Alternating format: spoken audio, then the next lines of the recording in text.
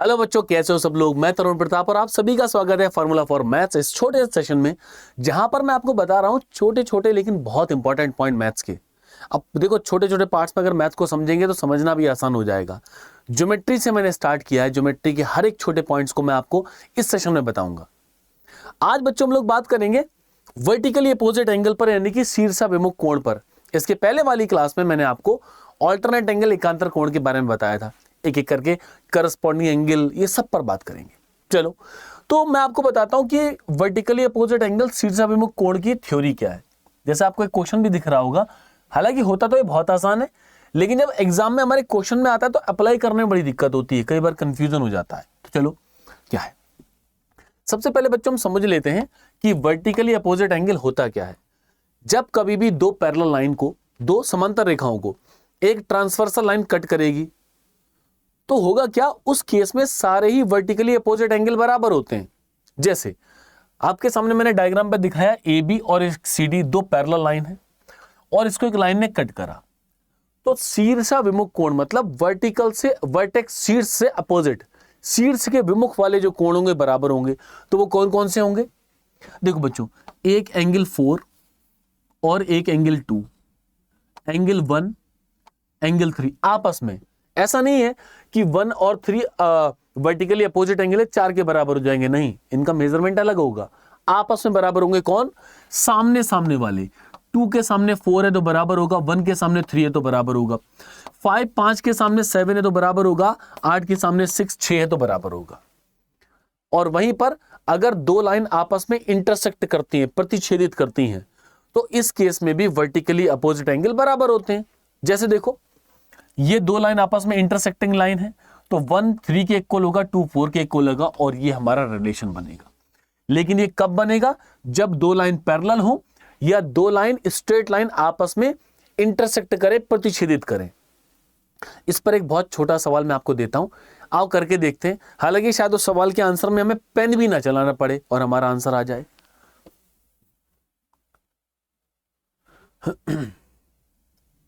जैसे बच्चों ये सवाल है, at an intersection of two line, ये कह रहे हैं भाई दो रेखाएं जब आपस में प्रतिच्छेदित करती हैं, इंटरसेक्शन होता है, to vertically opposite opposite side, vertically opposite, one angle is 45 degree. भाई देखो, दो कोण शीर्षाभिमुख कोण है, और जब एक कोण 45 डिग्री का है तो दूसरा कोण बताना है कितने डिग्री का है। हमें पता है वर्टिकली अपोजिट कौन सा है, अगर पता है तब तो आंसर आ गया 45 डिग्री, और नहीं पता है तो फिर तुक्का मारने का कोई फायदा नहीं होगा, तुक्का तो गलत ही लगता है। तो ये हमारा वर्टिकली अपोजिट एंगल हो जाएगा। कई बार इस चीज में डाउट होता है, जैसे मैं आपको छोटा सा एक लॉजिक भी इसके साथ बता दूं। जैसे बच्चों, ये कोई स्क्वायर है, एक वर्ग है, ठीक है, इसके अंदर मैंने एक इक्विलेटरल ट्रायंगल समबाहु त्रिभुज बनाया, ठीक। तो कई बार जल्दबाजी में हम क्या कर बैठते हैं, अगर मैं इसको मिला दूं तो बच्चे इन दोनों को भी वर्टिकली अपोजिट एंगल शीर्षाभिमुख कोण मान लेते हैं। उस केस में नहीं होगा। क्यों?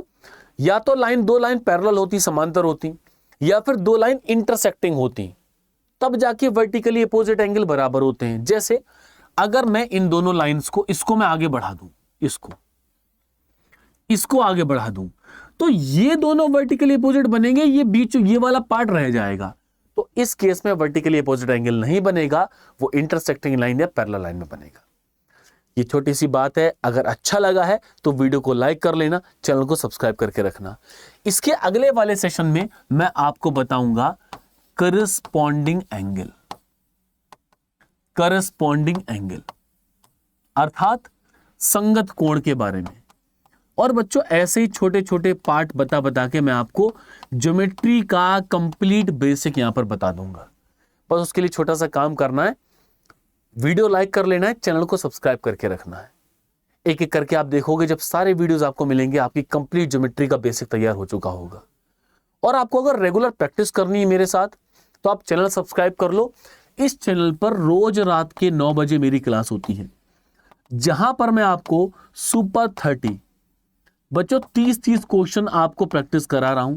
अगर आप सीजीएल एग्जाम की तैयारी कर रहे हो, अगर आप सीएचएसएल एग्जाम की तैयारी कर रहे हो, तो आपके लिए सबसे ज्यादा इंपॉर्टेंट सेशन है। और अगर इन दो की तैयारी कर रहे हो तो रेलवे के तो बाकी सारे एग्जाम तो क्वालिफाई कर ही लोगे। तो प्रैक्टिस के लिए मेरे साथ रोज रात को 9 बजे जुड़ना ना भूलें। Thank you, take care, bye bye, जय हिंद।